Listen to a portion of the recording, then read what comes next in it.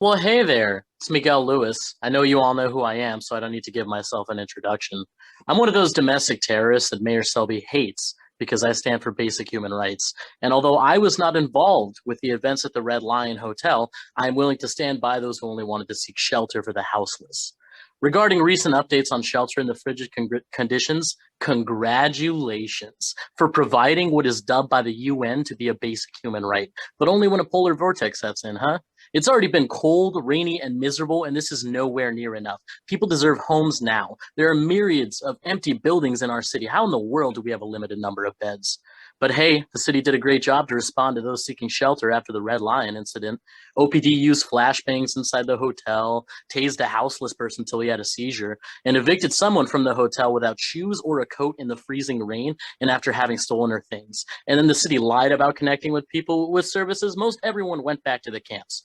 Cheryl, I'm really disappointed in you as a person, and I think it's time someone was very clear with you. You've shown us all that you were a sympathizer with racists, white supremacists, and fascists. You've called BLM activists terrorists 3 times, Cheryl, 3 times. Maybe if you actually cared about domestic terror, you would have used this same word against the fascists that have shot 2 of my friends in December and who want to overturn democracy. Your lack of empathy for people who believe in making other people's life better is disturbing. Renata, I'm very disappointed in you as a so-called leftist. Instead of challenging OPD on the response to people seeking housing, you have chosen to condemn the people who supported in action and that said housing is a human right. And the most disgusting part of your statement was your use of the word solidarity. Renata, I don't think the word solidarity should come out of your mouth ever again if it's to speak out against people who are trying to guarantee housing and in support of the narrative of the OPD.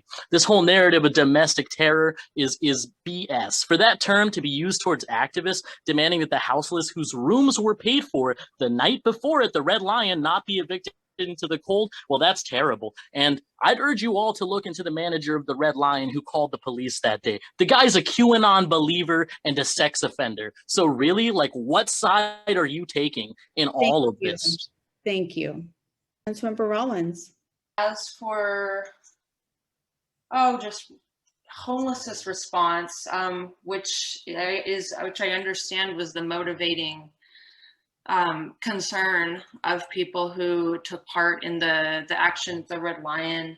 And just to say that I am totally open for some folks said, that you should bridge with the housing activists. And I am very interested in sharing conversation as well as context of why over the last couple of years we have moved towards a shelter-in-place support approach and a harm reduction approach in this county. One of the reasons being, I don't want to take up too much time in this meeting, but one of the reasons being that getting folks into temporary shelters actually proved to not be working for most people, and that's why we have not the city but the county has come around to funding providers who go and do that outreach at the places where people live.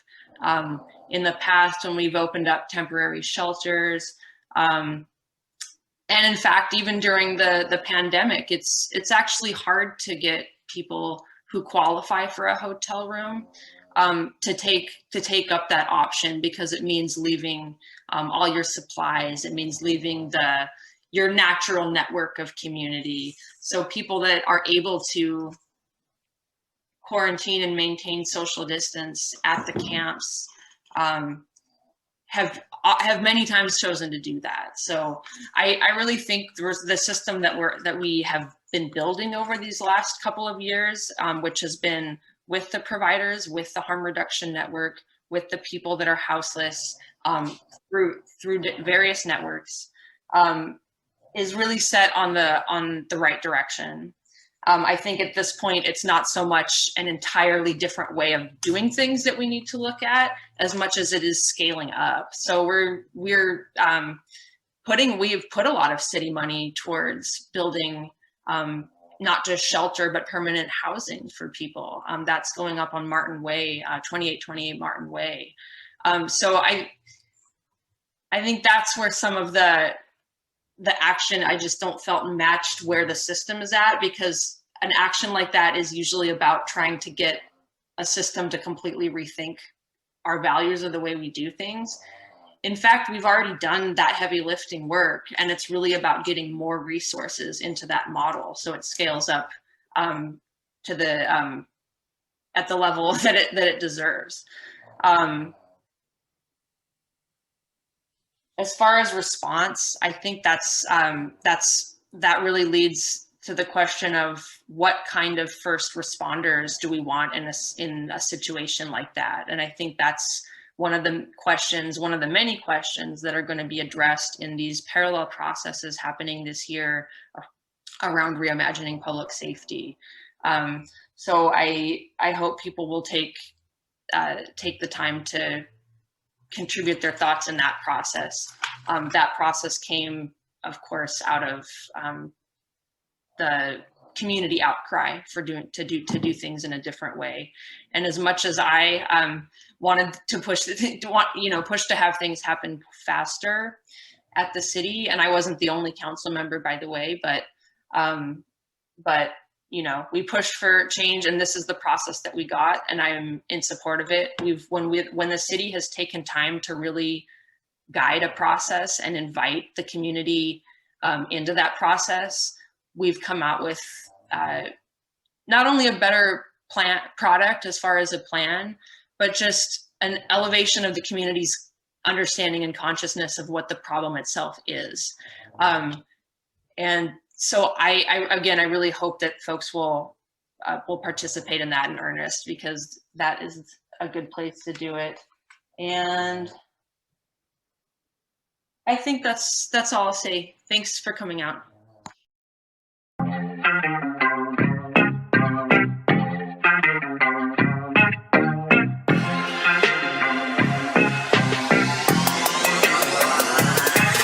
Hey guys, check this out. What is it? Is someone in?